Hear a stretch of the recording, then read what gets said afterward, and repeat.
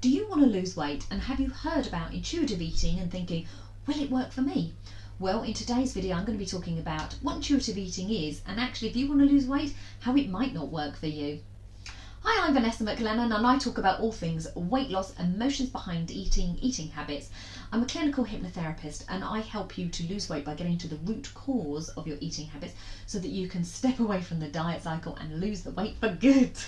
So keep watching, because I'll be going through why it might not work for you and also how though you can make it work for you. So intuitive eating is very simply eating what you want when you want. Now that sounds really too good to be true for weight loss, and yeah, do you know, this is what I'm here to talk about. It's not going to work for everyone. So will it work for you? Well, I think that depends on your starting point. So if I take one particular client who came to me and said that she'd been on many diets, years and years of dieting, and her issue was that when she came off the dieting and then just let it all go, she would naturally want to eat pizzas, burgers, chips, cakes. It was almost like she said, I just couldn't help myself. I just binged, not quite literally like shoved it all in her mouth, but just ate and ate and ate and ate. And you could say, well, that in a way was intuitive eating, because she was working on her intuition, going for foods that she naturally wanted, and what she naturally craved were those highly fatty processed foods.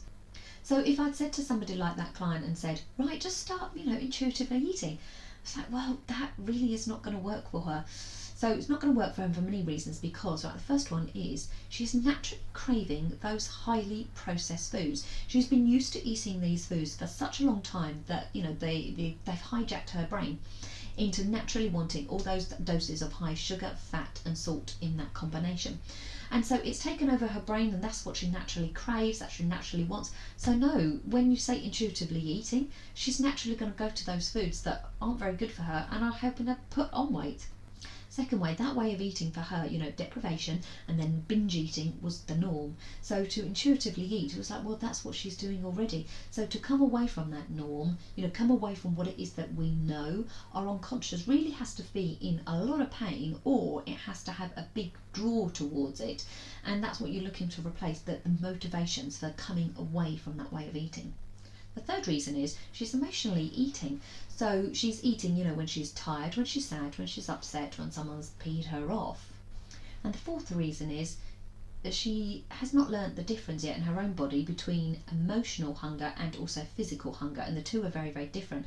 So physical hunger is when you haven't eaten for quite some time, your stomach is growling and you feel that sort of tightening or contracting in your stomach, and your body is going, oh, eat.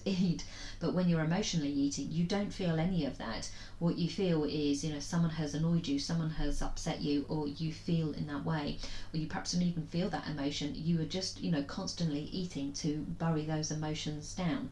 So when you then have not learned the difference yet, it's very hard for you to start intuitively eating, because you haven't worked out your own body needs yet. So how does somebody like this client go from that, the deprivation, the world of eating highly processed food, burgers, crisps, all the wrong things, to the intuitive eating, which is then naturally craving salads, fruits and all things healthy? And for somebody like this client, it can seem a million miles away, and I'm sorry to break any illusions to some people, it is a million miles away, but it doesn't mean to say that it's not possible. It certainly is possible. It just might take others a lot longer than some others, and you have to go, that's okay, that's just my journey. So some tips to get from here to here on this intuitive eating. First step is start to meditate or just get out of your head. So you're stuck in this cycle, your emotions are running your life, your food is running your life, and you're so stuck that you then can't see your way over to this other side, or perhaps you can, but that's just so alien to you.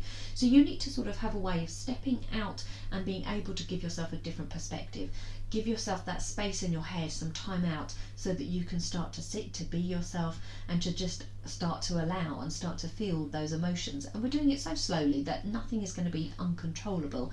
It's all going to be manageable, and of course you are all in control of how much you can manage. So you want to start meditating, just do it a minute at a time, minute at a day. And if you think, oh, I'm not very good at it, just, there is no good. It's all sort of an observation exercise. So just learn to start. There are loads of apps that you can listen to whilst doing it. The second step is practicing mindful eating. So this is coming away from the TV, coming away from scrolling on the phone, and just really savouring each bite, just taking your time to chew your food, time to note what it feels like, you know, the textures in your mouth, but also what it feels like going down in your body.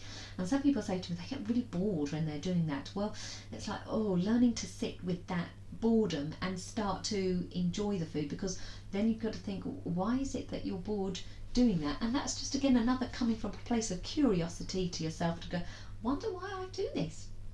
The next step is just start to move more. So this isn't about, I've got to exercise because I've got to lose weight and blasting it. Just like, no, just start to move gently, even if it's walking, even if it's doing a bit of yoga, even if it's doing, you know, workouts at home, DVDs, swimming, anything. It's what it's about is putting yourself back into your body, getting used to how your body feels while moving.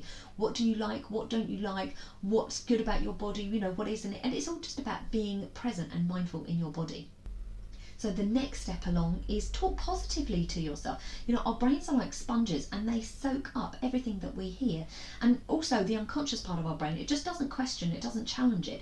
So if we're saying to ourselves, you're fat and you're ugly, there's no part of your brain that's going to go, no, it's not. Actually, you're very nice. But actually, if you talk to yourself, okay, in a way that you're like, look, actually today I'm okay. I'm on the journey. I'm becoming aware.